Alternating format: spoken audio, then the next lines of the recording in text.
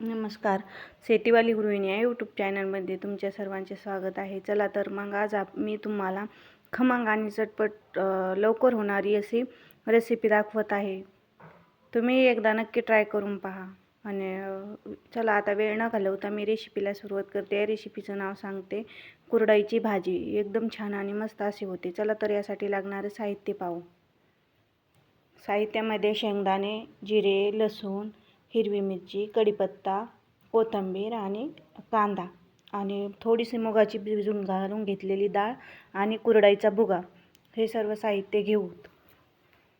कुरडईचा भुगा तुम्ही स्वतःला कुरडईचा भुगाही करू शकता किंवा तुमच्याकडे जर भुगा असला तर तोही घेऊ शकता. आता चला मी हे घेतलेले वाटण एका मिक्सरला फिरवून घेते. त्यात सर्व टाकते. लसूण फक्त कढीपत्ता राहू देते आणि कोथिंबीर राहू देते फोडणीला टाकायला. चला आता मी घेतलेले वाटण बारीक करून घेतले. कढाई गरम करायला ठेवू. त्यात थोडेसे तेल घालून घेऊ. तेल चांगलं कडकडीत गरम होऊ देऊ.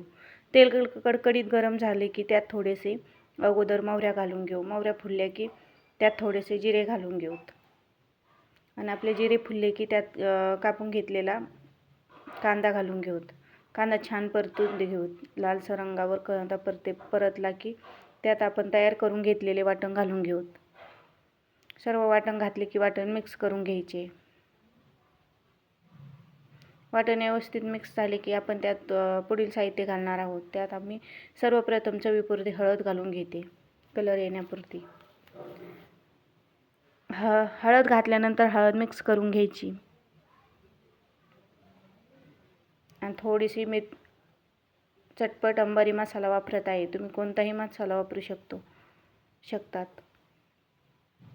हे सर्व मिक्स करून घ्यायचं आणि त्यात नंतर आपण कोथिंबीर आणि कढीपत्ता घालून घेऊ. कोथिंबीर आणि कढीपत्ता घालून घेतला की सर्व साहित्य मिक्स करून घेऊ. आणि आता आपण ते मिक्स केलेल्याला चांगली फोडणी देऊन घेऊ.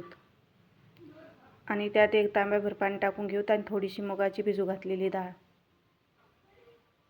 या पाण्याला चांगली खळखळून उकळी येऊ द्यायची आणि त्याच्यात चवीपुरतं मीठ टाकून घ्यायचं. मीठ टाकल्यानंतर आपण उकळी आल्यानंतर घेतलेला कुरडईचा भुगा उकळी आल्यानंतर आपण घेतलेला कुरडईचा भुगा त्यात घालून घेऊ आणि एकदा मिक्स करून घेऊ आणि 10 ते 15 मिनिटं याला शिजवून घेऊ. तुम्हाला जर थोडासा मोकळा भुगा हवा असेल तर पाणी थोडे कमी टाका. आम्हाला इथे थोडीसे भाजी जास्त शिजलेली लागते त्यामुळे मी इथे पाणी शिल्लक टाकलेले आहे. पायाला छान खळखळून उकळी येऊ द्यायची आणि नंतर झाकून ठेवायचं. पहा आपली 2 ते 3 मिनिटांनंतर किती छान भाजी शिजलेली आहे. पुन्हा त्याला मिक्स करायचं आणि एका परातीच्या साहाय्याने झाकून ठेवायचं. झाकल्यानंतर ती एकदम छान आणि मस्त शिजते.